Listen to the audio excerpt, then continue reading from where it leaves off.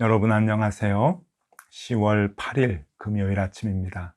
하나님께서 오늘도 참 좋은 날 선물로 주셨네요. 말씀 보면서 기도하면서 하루 시작하도록 하겠습니다. 오늘 함께 볼 말씀은 디모데전서 4장 11절에서 16절까지의 말씀입니다. 너는 이것들을 명하고 가르치라. 누구든지 내 연소함을 업신여기지 못하게 하고 오직 말과 행실과 사랑과 믿음과 정절에 있어서 믿는 자에게 본이 되어 내가 이를 때까지 읽는 것과 권하는 것과 가르치는 것에 전념하라. 내 속에 있는 은사 곧 장로의 회에서 안수받을 때에 예언을 통하여 받은 것을 가볍게 여기지 말며 이 모든 일에 전심전력하여 너의 성숙함을 모든 사람에게 나타나게 하라. 내가 내 자신과 가르침을 살펴 이 일을 계속하라. 이것을 행함으로 내 자신과 내게 듣는 자를 구원하리라. 아멘. 네, 여러분, 오늘은 사도 바울이 믿음으로 낳은 아들 디모데에게 하는 권면입니다. 그런데 이것이 개인적인 권면이 될 수 없는 것은 이 디모데가 에베소 교회를 맡아서 목회를 하는 목회자였기 때문에 그렇습니다. 그러니까 오늘 이 말씀은 사도 바울이 교회에서 말씀을 맡아서 사역을 하고 있는 말씀의 사역자들, 오늘날로 얘기하면 목사님, 전도사님이 가장 그 유사한 직자가 될 수 있겠죠. 그러한 말씀을 맡은 사역자들에게 주는 권면의 말씀입니다. 그런데 우리가 이제 목사와 전도사를 이제 염두에 두면서 이렇게 그 말씀을 우리가 이렇게 볼 수도 있겠지만은 조금 넓혀서 우리가 이 말씀을 해석을 해 본다고 한다면 말씀을 맡는다라고 하는 게 무엇일까 생각할 때 우리 모두가 다 하나님의 말씀을 받은 자로 하나님의 말씀을 전하는 사명을 받았다라고 볼 수가 있다고 한다면 우리 모두에게 주시는 말씀이라고도 여겨집니다. 우리가 직장에 가서 또 일터에 가서 우리 주변에 있는 사람들에게 삶으로 우리의 모습으로 우리가 그리스도의 모습을 보여주는 것은 말씀을 증거하는 것 아닙니까? 말씀대로 살아서 말씀을 증거하는 것인데 이것이 다 말씀을 맡은 자의 사명, 소명이라고 하는 것이겠죠. 그렇다고 볼 때 오늘은 이 디모데에게 국한된 사명이 아니라 즉 교회에서 말씀을 맡은 목사나 전도사 같은 그러한 분들의 국한된 말씀이 아니라 우리 모두에게 주는 말씀이라고 여기면 좋겠다, 그렇게 생각을 합니다. 그걸 염두에 두고 같이 말씀을 보면 좋겠습니다. 오늘 디모데에게 바울은 이러한 말씀을 합니다. 11절 12절 말씀입니다. 너는 이것들을 명하고 가르치라. 누구든지 내 연소함을 업신여기지 못하게 하고 오직 말과 행실과 사랑과 믿음과 정절에 있어서 믿는 자에게 본이 되어. 네, 여기에서 연소함, 내 연소함을 업신여기지 못하게 하라. 이 말씀에 오해가 참 많이 있어요. 그리고 이 말씀에 대한 잘못된 이해로 교회 내에서 여러 가지 갈등과 분쟁이 있는 것을 보게 되는데 오늘 이 말씀을 좀 정확하게 여러분께 해석을 해드리도록 하겠습니다. 이게 잘못 해석이 되면은요, 아니 우리 교회에 뭐 새로 오신 전도사님이 이제 신학교 다니는 아주 나이가 젊은 전도사님인데 이게 말씀을 맡은 사역자라고 해서 연수함을 업신여기지 못하게 하네, 업신여기지 말라고 하네, 뭐 이렇게 이제 생각들을 하고 또 얘기도 하고, 그래서 말씀을 맡은 전도사님들, 목사님들은 아무리 나이가 어려도 순종해야 된다, 복종해야 된다, 업신여기면 절대로 안 된다, 뭐 이렇게 가르치는 경우가 있습니다. 또 아주 그 연소한 그런 그 전도사님들에게 또 선배들이 사람들이 교인들이 너 업신여기지 못하게 하고 너는 권위 있게 행동해야 된다, 뭐 이렇게 가르쳐 주기도 하지요.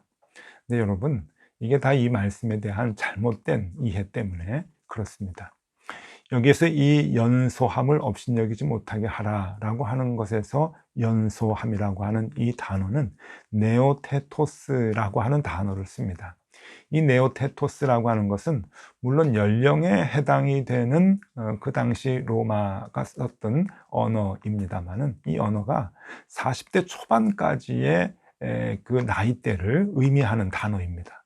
그러니까 이게 그 유소년기 그리고 청년도 20대 초반의 그러한 청년의 그 연소함, 우리가 생각하는 뉘앙스, 연소함의 그 나이가 아니라 40대 초반까지, 그러니까 전쟁에 나가서 전쟁을 치를 수 있는 나이를 네오테토스라고 그렇게 이제 구분을 했던 것입니다. 조금 더 연령적으로 구분을 해보자면은 노인에 반대되는 언어입니다. 그러니까 우리말로 하면은 오히려 청년보다는 장년이라고 얘기하는 게 더 가깝겠죠. 실제로 여러분, 바울이 디모데를 만난 것이 1차 전도 여행 때입니다. 루스드라라고 하는 곳에서 이 디모데를 만나게 되죠. 그리고 2차 전도 여행 때 동행을 하게 됩니다. 3차까지 다 동행을 하게 되는데, 지금 이 디모데 전서와 디모데 후서를 써주고 있는 이 시점은, 이 편지를 쓰는 시점은 3차 전도 여행을 다 마치고 나서 로마 옥에 갇힌 다음에 이 편지를 이제 쓰고 있는 것 아닙니까? 아주 노년기에, 그러니까 사도 바울이 이 많은 서신을 쓰는 것 중에 제일 나중에 쓴 편지가 바로 디모데 전서와 디모데 후서인데, 이 디모데를 만나고 난 뒤에 20년 정도의 시간이 흐른 시점에서 지금 편지를 쓰고 있는 겁니다. 좀 상상을 해보면은 디모데를 아마 어렸을 때, 젊었을 때 만났겠죠. 그러면 한 20대 초반이다, 20대 중반이다, 우리가 그렇게 생각을 해본다고 한다면, 지금 이 서신을 써주고 있는 것은 디모데가 40대 초반의 나이대에 이 편지를 써주고 있는 거죠. 그러니까 이 네오테토스라고 하는 이 단어의 그 연령의 범위 안에 지금 디모데가 있는 것입니다. 자, 그렇기 때문에 이 말씀은 네가 나이가 어리니까 사람들이 너보고 자꾸 업신여기려고 하는데 그거 못하게 하라, 너 권위를 가지고 그들을 권위 있게 가르쳐라, 그런 의미가 아니라, 디모데도 나이 먹을 대로 다 먹었습니다. 40대가 된 이 교회의 지도자인데, 이 디모데에게 너의 맡은 바 임무를 책임 있게 잘 감당해라, 그것이 너의 본분이다 라고 하는 것을 얘기해 주고 있는 것이죠. 계속 여러분들에게 말씀드렸지만 당시 교회는 매우 어려웠습니다. 사회적으로, 정치적으로 핍박이 있었죠. 그리고 유대인들은, 유대교에서는 대적이 있었고, 그리고 많은 이단 사이비에 도전이 있었습니다. 이런 가운데서 이 어려운 이 시점에 이 교회를 지켜나가야 되고 끌고 나가야 되는데, 교회 안팎으로 얼마나 많이 이 교회 지도자인 디모데의 약점을 캐려고 하고 잘못된 점을 캐내서 교회를 흔들려고 하는 사람들이 얼마나 많았겠습니까? 사도 바울은 지금 그것을 걱정하고 있는 것이죠. 교회를 흔들려고 하는 자들로부터 약점을 잡히지 말아라. 네가 최선을 다해서 성실하게 너의 본분을 잘 감당해라. 그것이 말씀을 맡은 자의 사명이다 라고 얘기를 해주고 있는 것입니다. 너 어린 나이에 너 무시하는 사람들 다 야단쳐야 돼, 다 가르쳐야 돼, 그런 의미가 절대로 아니다 라고 하는 것이죠.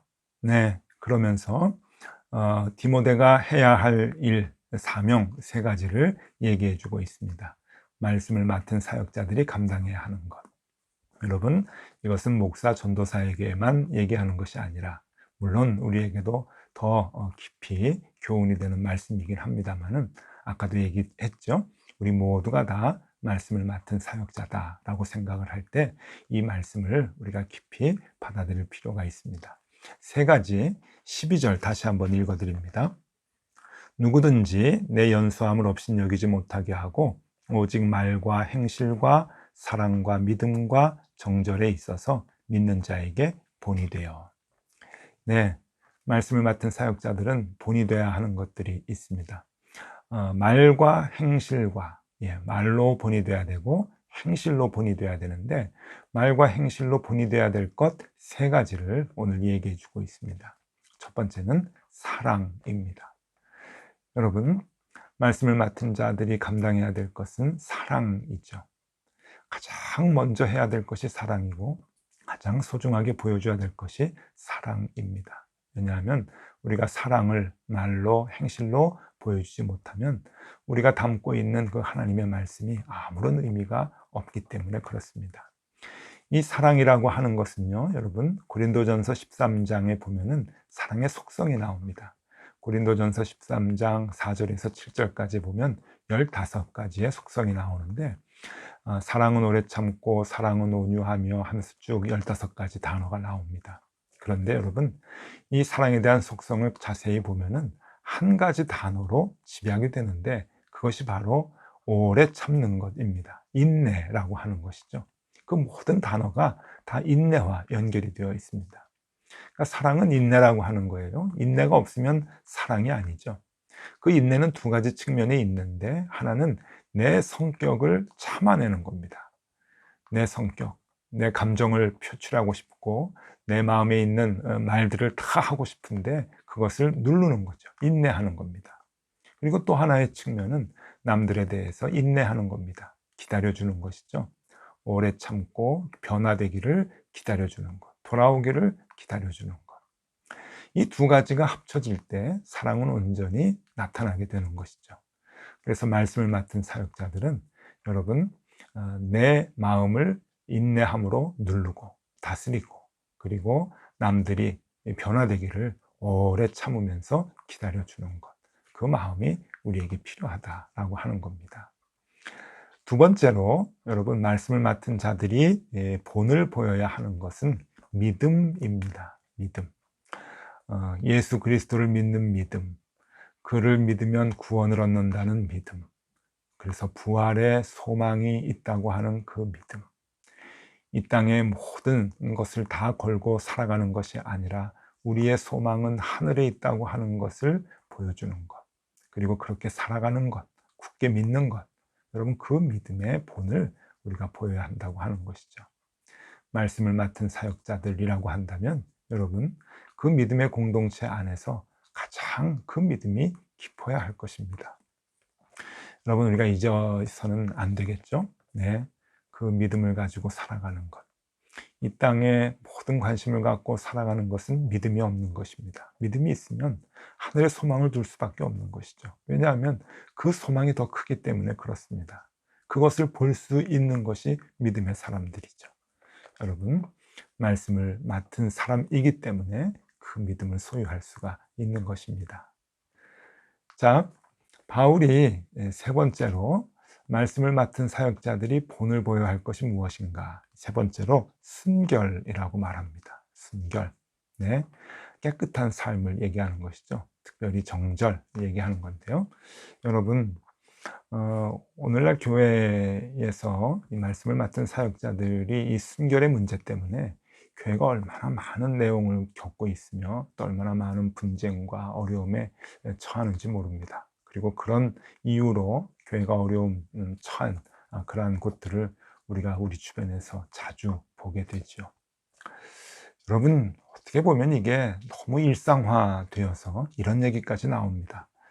아니, 우편 배달부 같이 편지만 제대로 잘 전달해 주면 되는 것이지 누가 우편 배달부의 사생활까지 다 그렇게 얘기를 하느냐? 우편 배달부의 사생활이 좋지 않다고 해서 우편 배달부가 자기의 역할을 잘 못하는 것 아니지 않느냐? 이렇게 얘기를 하면서 목사님들도, 전도사님들도, 그러니까 말씀을 맡은 사역자들도 사생활은 관계가 없다, 그렇게 얘기하는 사람들까지 있습니다. 여러분, 지금 오늘날 우리 시대의 교회가 여기까지 왔습니다. 그냥 사생활이야 어떻든 말씀만 제대로 정확하게 잘 전달하면 되는 것 아니냐? 여러분, 아니죠.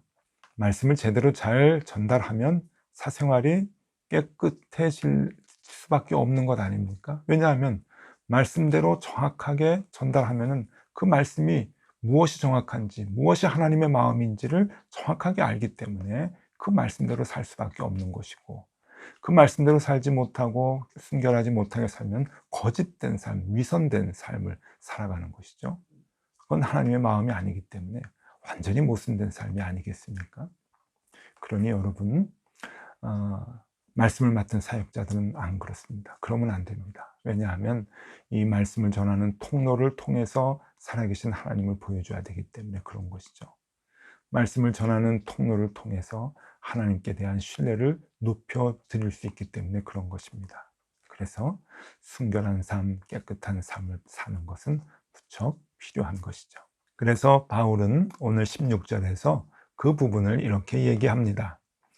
내가 내 자신과 가르침을 살펴 이 일을 계속하라. 이것을 행함으로 내 자신과 내게 듣는 자를 구원하리라. 자신도 구원하고 듣는 자도 구원하는 겁니다. 하나님의 말씀대로 사는 것, 하나님의 말씀을 정확히 알고 그 정확히 안 말씀대로 사는 것이 나를 구원하는 것이고, 또 정확히 그 말을 전달하고 그 말씀대로 사는 모습을 보여주는 것이 남들을 구원하는 것이다 라고 하는 그러한 말씀이죠. 여러분, 그래서 순결하게 사는 것, 우리의 삶의 모습이 그래서 중요한 것입니다. 나도 구원하고 남들도 구원하기 때문에 그런 것이죠. 여러분, 오늘 사도 바울은 디모데에게 이 세 가지를 권면을 합니다. 말씀드렸죠? 어떻게 목사와 전도사에 대한 말씀에 국한되는 내용이겠습니까? 우리 모두에게 적용이 될 수 있는 것이죠. 전심전력을 하라 우리에게 권면합니다. 15절 말씀입니다. 이 모든 일에 전심전력하여 너의 성숙함을 모든 사람에게 나타나게 하라. 네, 사랑과 믿음과 순결의 모습에 전심전력을 해서 우리가 성숙한 모습을 보여줘야 된다. 여러분, 오늘의 말씀을 정리해 드리겠습니다. 네, 말씀의 사역자들이 본을 보여야 할 것 꼭 기억해 주세요. 첫 번째, 사랑입니다. 두 번째, 믿음입니다.